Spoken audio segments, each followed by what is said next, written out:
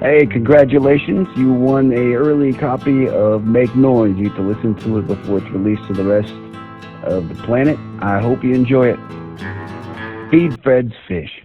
When I was a kid, I used to worry, and some days still do. It was usually triggered by one word. It was the word who. Like, who's gonna keep feeding those fish for Mr. Rogers? You know, the fish he took care of every episode? When he's gone, who's gonna feed those fish for Fred? Who's gonna take care of the fish for Mr. Rogers? Who's gonna keep smooth moonwalking over choppy waters? Who's gonna make sure there's still healthy people around to watch over and protect our sons and daughters? Who's gonna keep snapping jabs like Apollo Creed, making sure people know how to fly like butterflies and sting like bees? Kids still know how to climb and build forts and trees. Who's gonna make sure nobody bulldozes down that 100-acre forest?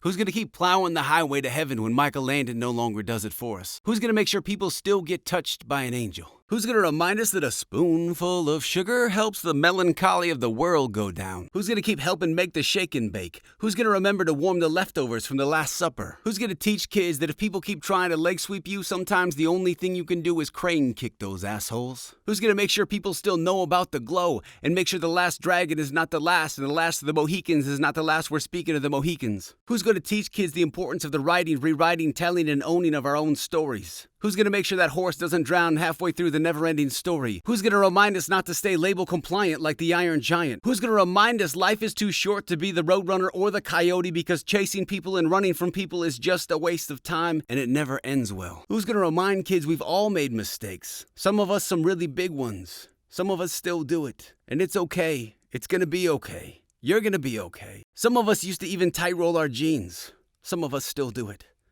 Who's gonna make sure we read more books and less memes, chase less likes, and get back to sharing more dreams? Who's gonna remind kids not all teachers are teaching things worth learning? Who's gonna remind school boards, yes, sports, they have always paid the bills, but arts have always healed hearts? Who will remind us unhealed history always repeats itself? Who will remind our minds it's fine if you wanna wear yoga pants all day, every day, but don't skip the yoga class. Your soul and your ass will thank you for it. Who's gonna remind us that the best part of waking up is actually being awake while you're up? Who's gonna keep driving around punching van ceilings to the beat of Van Halen, reminding us to take sage advice from a man who lives in a van down by the river? Who's gonna remind us that all addictions eventually erase potential and personality, and no matter which one you've got or which one's got you, there are people out there actively practicing a remedy. I promise if you keep looking for them, the good ones are also looking for you. Find them. Who's gonna remind us at the end of every rope, that's where you find hope. There's always more rope. You just have to keep putting one hand in front of the other. It will be there. Who's gonna remind us that evil never takes vacation days and rarely schedules naps? It's why heroes stay punched in and schedule way less crap. And every day we skip helping someone is a waste, and the weight of the world starts to tilt in the wrong direction, and it starts to feel unbalanced, imbalanced, and then so do we. Who's gonna remind us we're not Facebook friends? It's a little deeper than that. We're neighbors, sisters, brothers, same seed, same father, same mother. One heart, one mind, one people. Who's gonna remind kids that Scarface, Bly, and Hank Williams all had the dopest rhymes? Who's gonna remind us that the last request of every breath is just a little more time? Who's gonna teach kids there's more than one way to dunk an Oreo and more than one way to eat a Twix? That homeless people are still people and orphans still exist? Who will remind us that to this day people still sell people and we would all get so angry about it we actually did something about it? Who's gonna remember to keep hustling hope, healing, love, laughter, and make this place feel a little more equal? Who's gonna make sure Harry and the Hendersons finally gets that much-deserved sequel? We can all sit together and share a big old Bigfoot-sized box of popcorn, sit next to John Lithgow and make that movie a hit. Who's gonna keep checking off and adding to this long-ass list? You. You and me and us. No pressure. We can do it. We might have to adjust our priorities and spend a little less time on our phones, but even E.T. knew they were only good for calling home. It seems to be exactly what they keep us from doing these days. Being home while we're home. Mr. Rogers knew something at the end of every episode, that if he looked at us and he told us, I like you just the way that you are, that he was baking this love casserole for our hearts to feed on new, real good medicine. And if we believed it, if we truly accepted ourselves, we wouldn't be able to reject anyone else. If we really loved ourselves, we wouldn't hate anyone else. And he wouldn't have to worry about who was going to feed those fish. We would line up to do it. And if you don't get anything else from this poem, just know that me and my homie Fred, we like you just the way that you are. That's a true story. Birdman. Broken man driving in the driver's seat. For weeks the depression, sadness, emptiness, anxieties have been driving me. I managed to keep my truck in between the lines, but my soul and my mind had been driven deep inside the ditch. I looked up as I pulled up to a red-lit stoplight, and I saw these two little baby bird legs shaking, getting ready to take flight. Two wet wings trying to grab some air. There were no other birds or mother birds in sight, just getting ready to leave without no safety net or green grass landing pads below. He was balancing on that gray metal pole, and below him were just yellow painted smiles on the concrete, grinning ear to ear, promising to catch him if he didn't fly right that day. As the light changed color, I drove up and under, and I said, "Hey, good luck, buddy. You can do it." I didn't have any courage for myself that day, so I thought I could try to lend him some. Then it occurred to me, what if he had already done it? What if he had already done it and he came back around again just to do it again? He left family and friends just to prove to himself that he could put himself in this position and do it all over again, taking a man-made pole and turn it into a personal totem pole, a wild-winged one, taking it to the street, a gangster of a baby bird facing life and flight on his own terms. Showing me on days I feel so damn small I can still try to fly big. Courageous creature of the sky. You're right. Let's give it another try. Anthem for the Underdog. To all the people that can hear truth because you've been living your truth and you've got enough courage left over to listen to other people's stories that are true.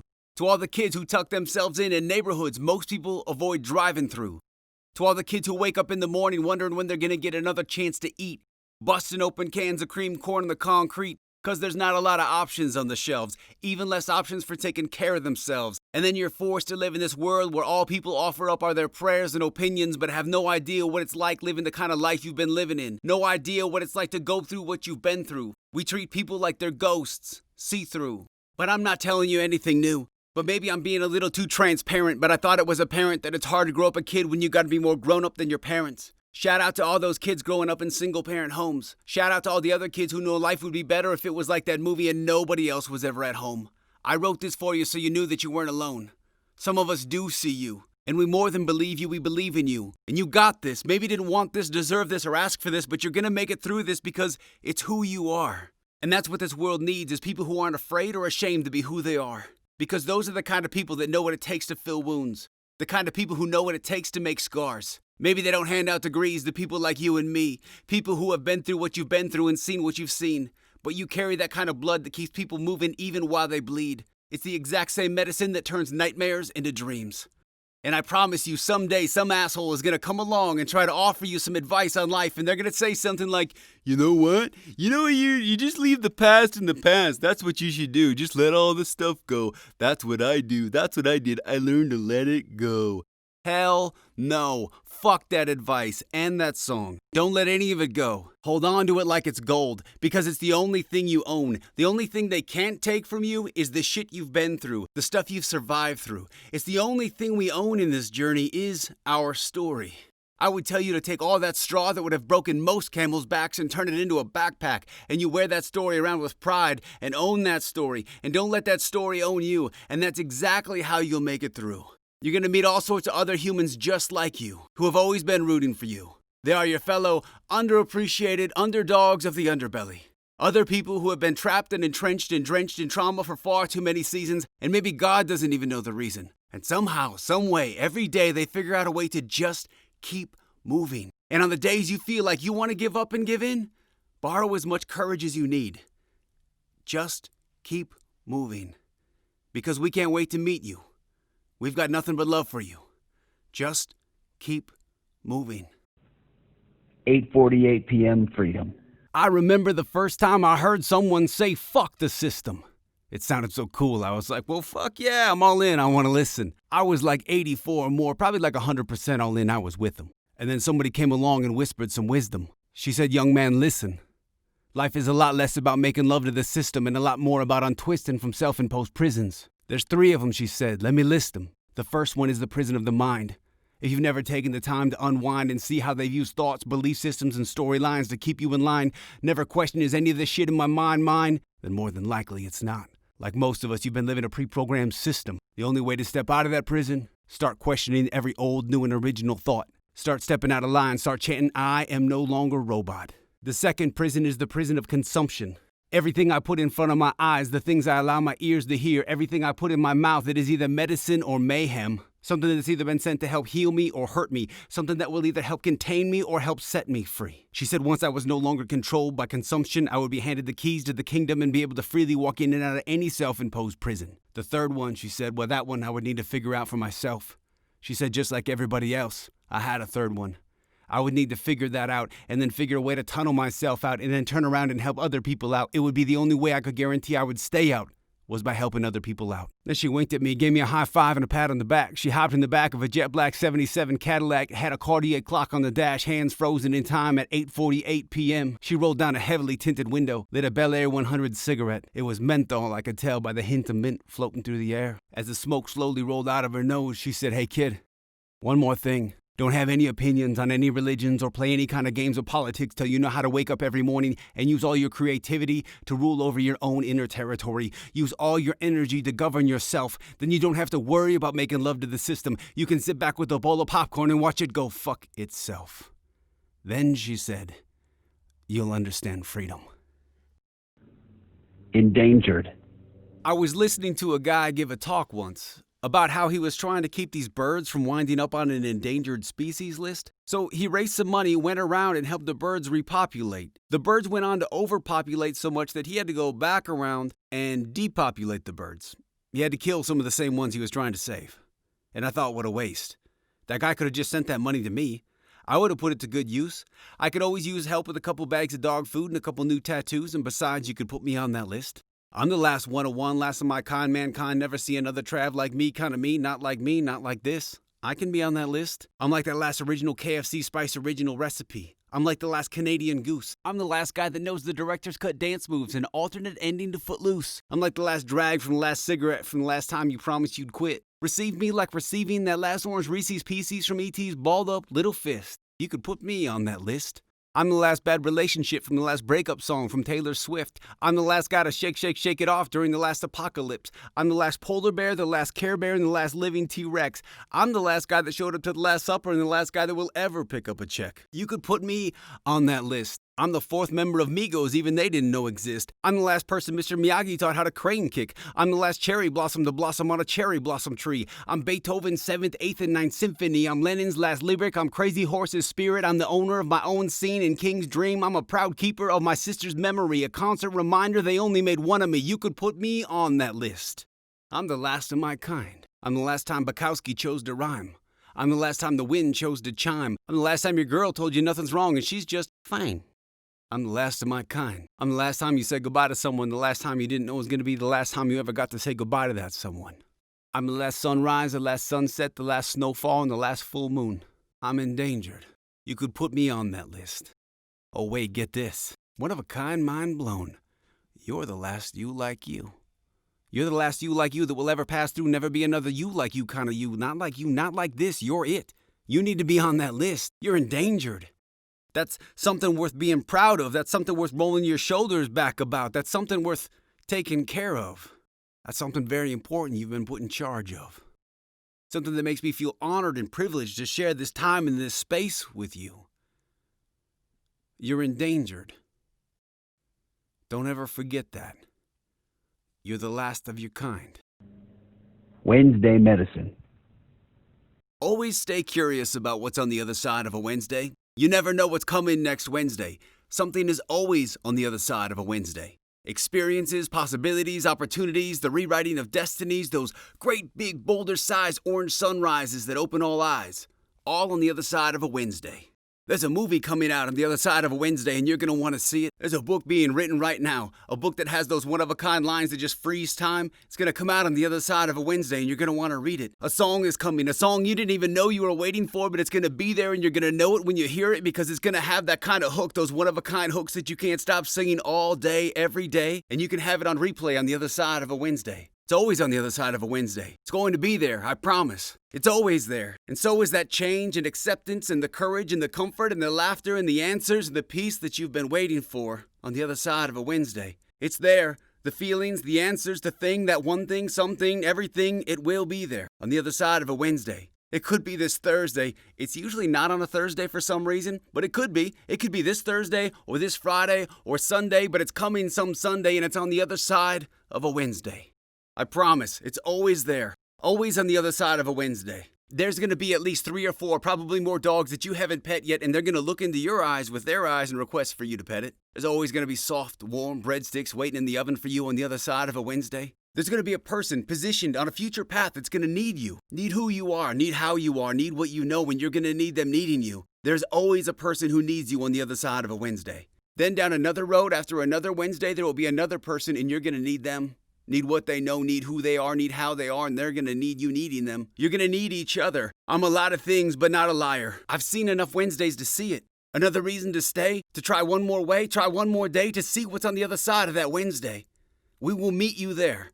Put it on your calendar. Put us on your calendar. You're already on our calendar. We have you on there. We need you to be there. We're gonna be there. On the other side of a Wednesday. The gods punched in. I walked deep into the woods, past all the trees of the past, and listened as their roots whispered to me about the days the gods punched in. They shared with me how it all went wrong and could be made right again. This is the creation story they shared with me. The gods had created what they believed was their masterpiece. The gods created humans and gave them life and set them free. The humans were happy. But they grew tired of life because their bodies, their bones, and their meals were cold. The humans pleaded and prayed to the gods for help. The gods heard their prayers. The gods punched in and gave them warm fire to warm their bodies, warm their meals, and warm their smiles. And the humans were happy again. But soon they grew discontent. The fire was not enough. They prayed and pleaded for more. And the gods heard their prayers and punched in again, gifting them coffee, chocolate, fruit roll-ups, and hard butterscotch candies for sweet old ladies. The humans' taste buds and tummies were happy again, and they were content. But soon, much too soon, they grew restless and discontent. They pleaded and prayed to the gods, "We need something else, we need more." The gods heard them and once again punched in. And the gods gifted them orgasms. That's right. The actual historical timeline of things, fun fact, we had fruit roll-ups before orgasms. Share that wisdom with your family and friends. Just don't Google it on your work computer. The humans were happy and satisfied, but soon, way too soon, they grew discontent and pleaded and prayed and grew frustrated with the gods. They said, "None of this is enough. We need something else. We need more." The gods heard them and also grew frustrated with their own creation. They were tired of this revolving door of raging restlessness and their disease of discontent. The gods decided, "We will give the humans one more gift, one more time that will solve everything. This will be the last prayer we will ever answer. The last time we ever helped them." So they punched in one more time. And they gifted us the gift of Red Rover, Red Rover. The childhood game where you form 2 lines and you call out someone's name from the opposing side like this. Red Rover, send Sally right over. And her tightly cinched Velcro shoes bolt from her line. Her braces covered clenched teeth make their way towards the little human hands in hopes of breaking through their human chain.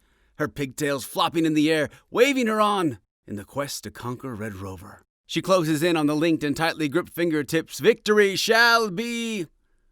The line holds strong. And like Ricky the Dragon Steamboat off the top rope, they clothesline the smile right off of her face. They fold her little body up on the ground like a pair of pants, and laughter and ambulance sirens erupt, because sometimes you have so much fun it requires medical attention. The problem was, we stopped playing Red Rover, Red Rover. We thought we were supposed to be grown-ups and grow up, but we were supposed to keep playing.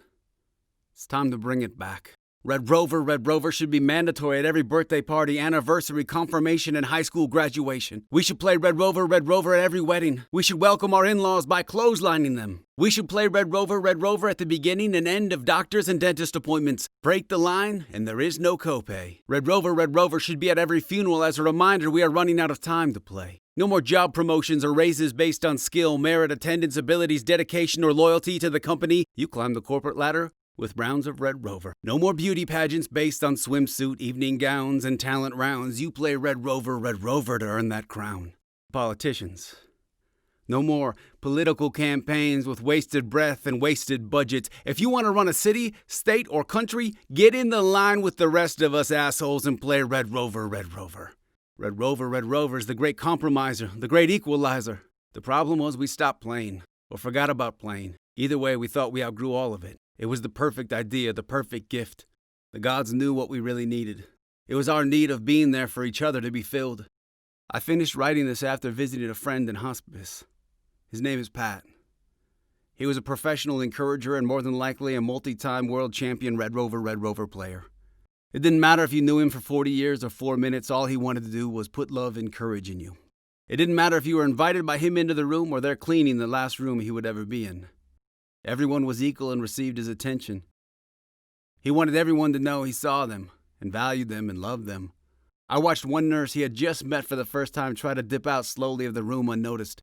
Pat stopped our conversation and said, "Hey, Danny, if I don't ever see you again, just know wherever I am, I want you to know I'm rooting for you wherever you are." Red Rover.